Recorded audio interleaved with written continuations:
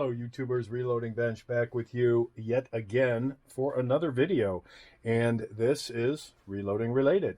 For those of you who have seen the channel recently, you know my foray into the machining space, my beginning journey, which is currently in disaster status with my broken lathe, which apparently the parts will be here January 19. So sometime in the next period of time, based on the tracking number coming from China. So they do not have parts in the US, which is interesting, but you know, it is what it is. In any case, I bought this many years ago, and that is a Lee Lead Hardness Testing kit for my cast bullets that I shoot in 45 ACP. And I did this once many years ago before my YouTubing career. In fact, I'll bet this is in the newer style red box. But in any case, you know, I took a file, I shaved the lead, I put it, you know, I held it, and I did all this stuff to try and, you know, get my reading. Which this might be a multi-parter, because I will do that all over again because it's been so long. But what this kit contains, well, it can't be too long ago that I did it because I used some of the newer Lee rings, a lock ring, an ultimate lock ring. So obviously this was in my turret, and how I managed to do this, again, with the shell holder in the turret. Oh, here's the shaved bullet that I used. Okay, excellent. So we're going way back in time. So I might need to shave that again. But and then here's the microscope. So, you know, if you have 3 sets of hands, this works fine because of how you have to actually do this. In terms of setting it in your your press, putting the shell holder in, shaving the bullet with a file, which I did, and then depressing the what is essentially the point.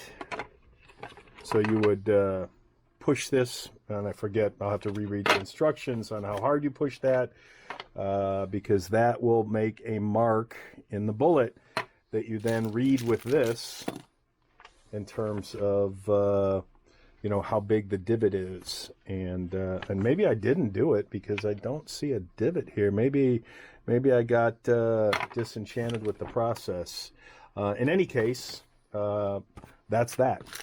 Well, how this ties into my machining journey is, for those of you who remember Bacon's Workshop, who made a bunch of OXA tool holders, tool posts, quick change tool post holders that I can snap onto the back of my splash/chip guard on my VEVOR mini lathe, which organizes all of my quick change tool posts, quick change tools very nicely. But since he's also a 3D printer, again, you can see him if you go to baconsworkshop.com, you'll see his Etsy shop. And he sent this along as part of a Christmas gift.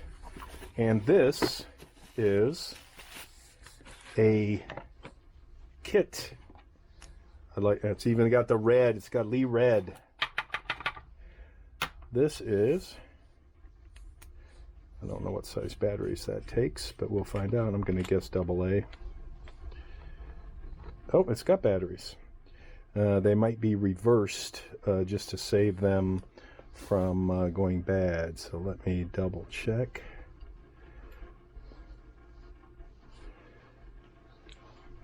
That looks correct. That one looks correct. And that also looks correct. Maybe this was reversed so that, or never mind, this was on it, which prevents it, from making contact. Duh, was not paying attention. That's okay. It won't be the first time I'm not paying attention when I do stuff in my garage. Bingo. So that works. So we get the flashlight with batteries. We get a holder for the flashlight. And we get a bag of goodies for this particular, and I have no idea which, I'm going to assume it goes up and down like this. And it looks like we've got a couple of different holders. So I'm going to say that, and I'm not going to press this in yet. It's even got nice rubber feet. I'm not going to press this in too hard yet, just a light press. So I'm guessing that one of these is the shell holder. Oh, he's got, excellent. Again, Reloaders Network, Bacon's Workshop. I'm going to guess that, so he has a very comparable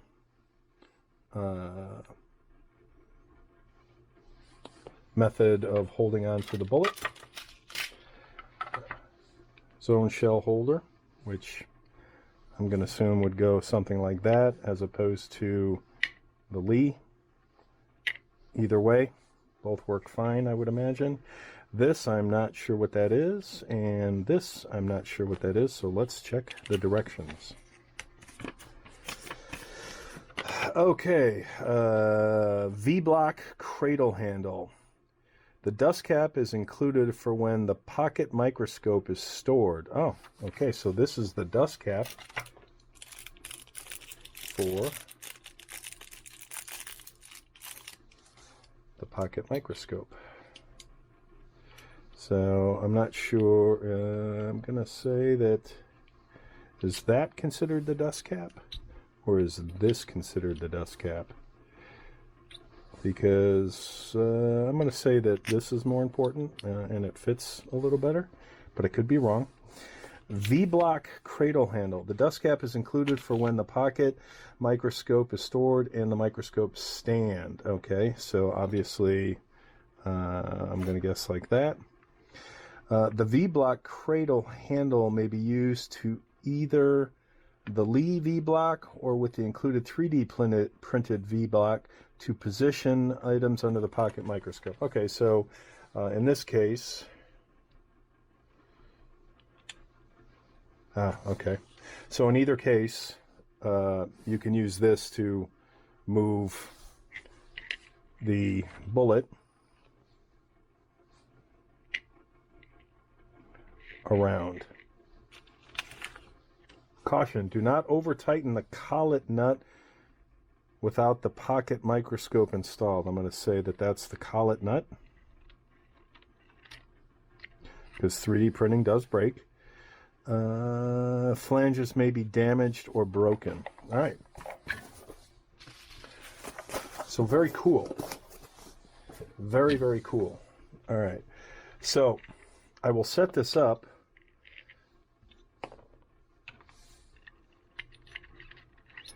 And maybe get rid of this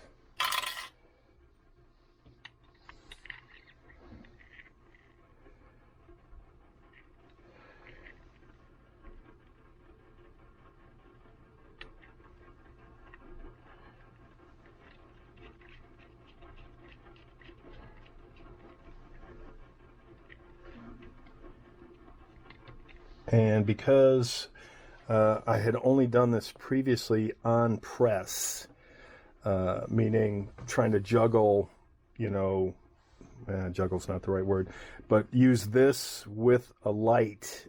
It was easier said than done, whereas now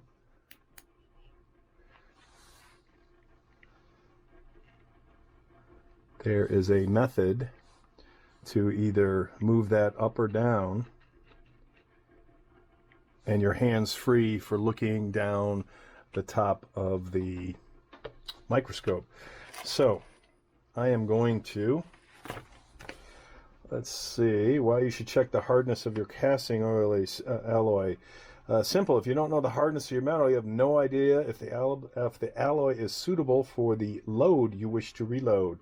Suddenly that pile of savage scrap lead alloy becomes much more valuable when you know exactly what loads it will be used for. You'll never waste time and components working with the same wrong alloy. See chapter 10, blah, blah, blah. And again, here's the different again, sizes of indents. So I will find a empty collet for my turret, an empty turret for my LCT, and try to do this and actually put a dent in there that I started to do many, many years ago and apparently didn't finish. So we'll see what that looks like. Back shortly. So according to instructions, it doesn't matter where this is. After you place the bullet with the flat top into the V block, the shell holder, which now that I have my turret press, we'll be using this one. You carefully raise the ram until the indenter ball contacts the bullet. That's the indenter ball.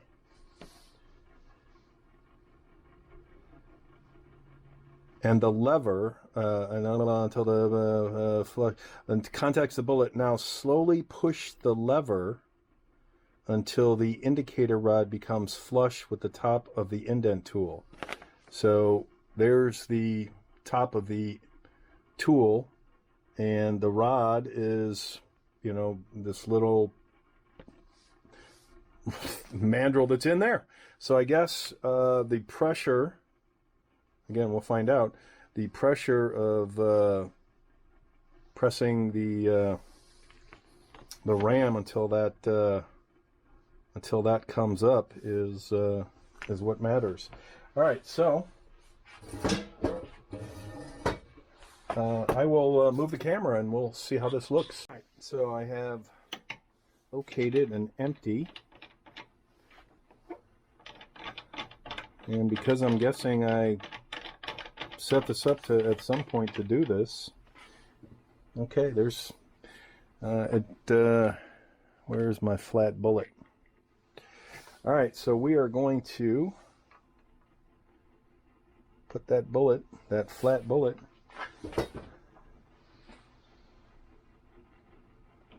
all right, so now the bullet is touching the ball detent. Now I'm going to watch for this particular thing to, and there it is.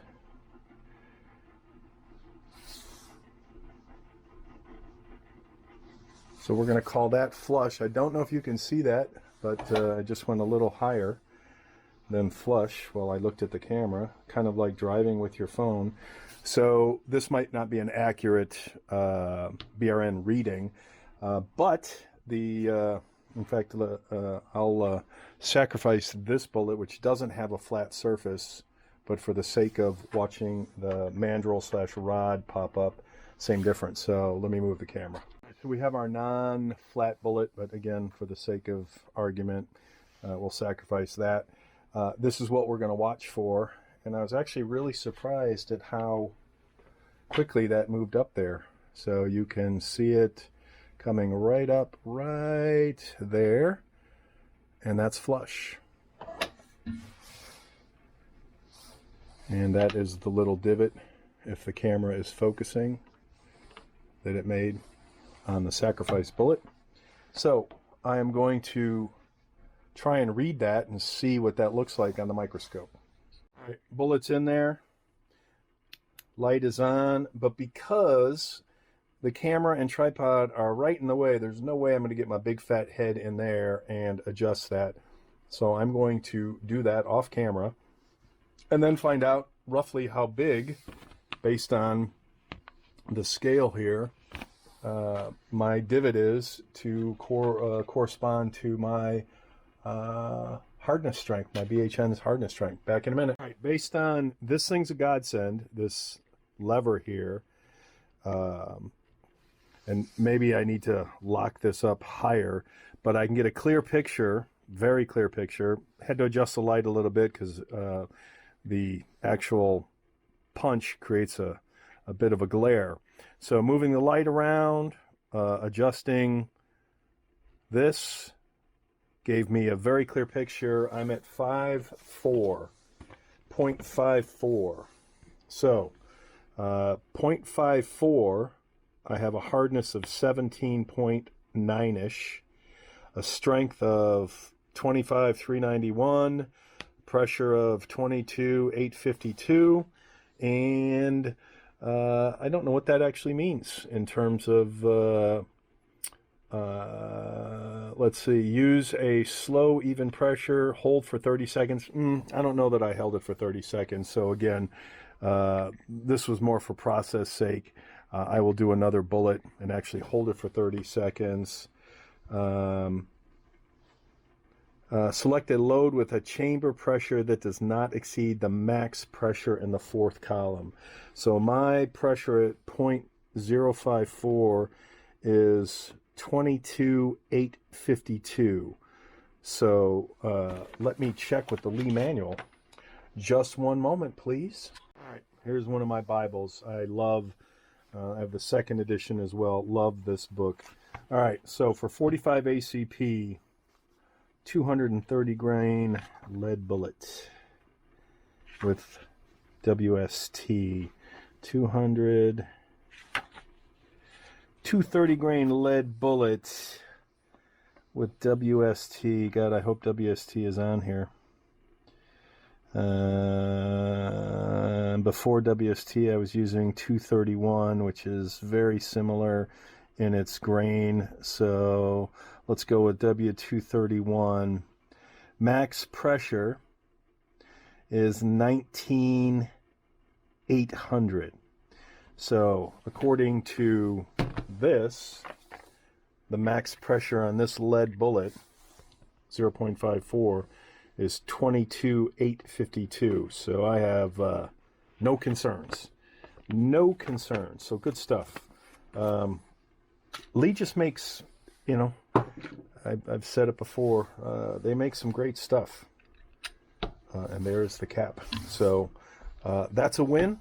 I will shave another bullet. I'll do that offline.